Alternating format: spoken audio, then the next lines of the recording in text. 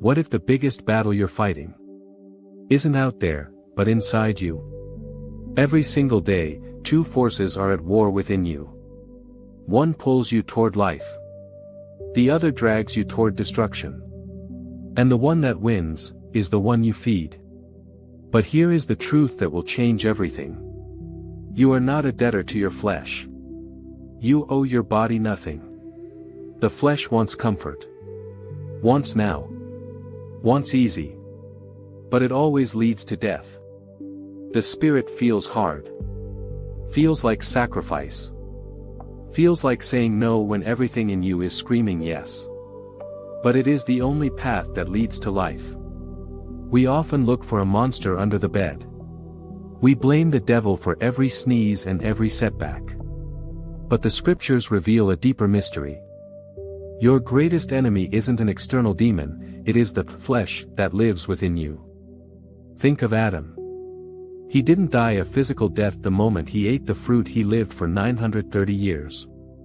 But he died spiritually that very second. When you live only to satisfy the body, feeding its cravings, its pride, its laziness, you are walking toward a graveyard. You might be breathing, but your spirit is losing its pulse. If your spiritual life is in danger, your entire life is in danger. Let's look at a young man named Daniel. He was a captive, stripped of his home and his future. In those days, many in his position were made into eunuchs, men who had no hope of a family, no future, in the worldly sense. Imagine being Daniel. No wife, no children, no legacy to protect. Many would see this as a curse. But Daniel saw it as a superpower.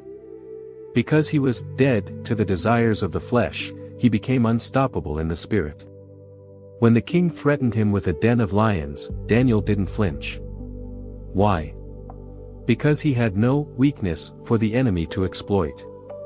He didn't fear for his life because his life was already hidden in God.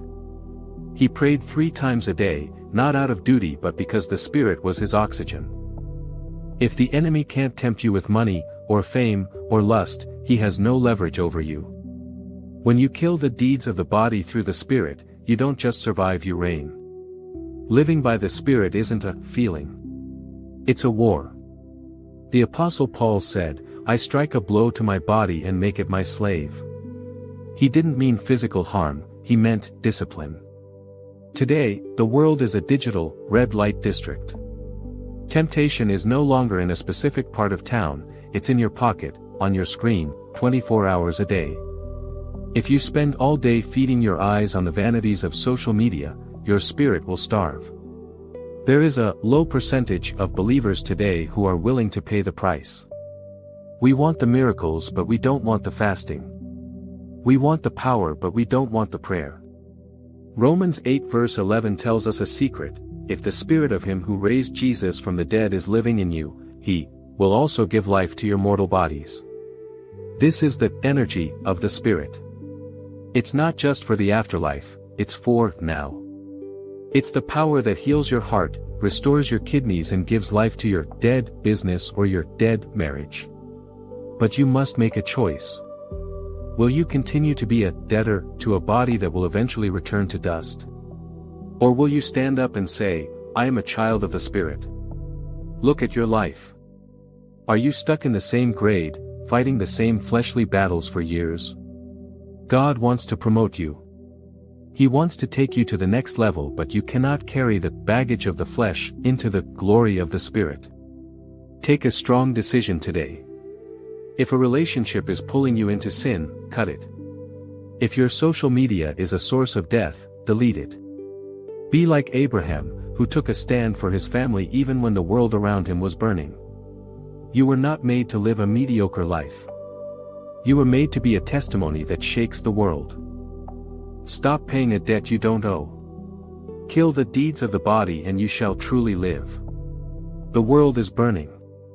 But you were made to be the fire. Spirit over flesh. Choose life. Share this with someone who's in that battle too.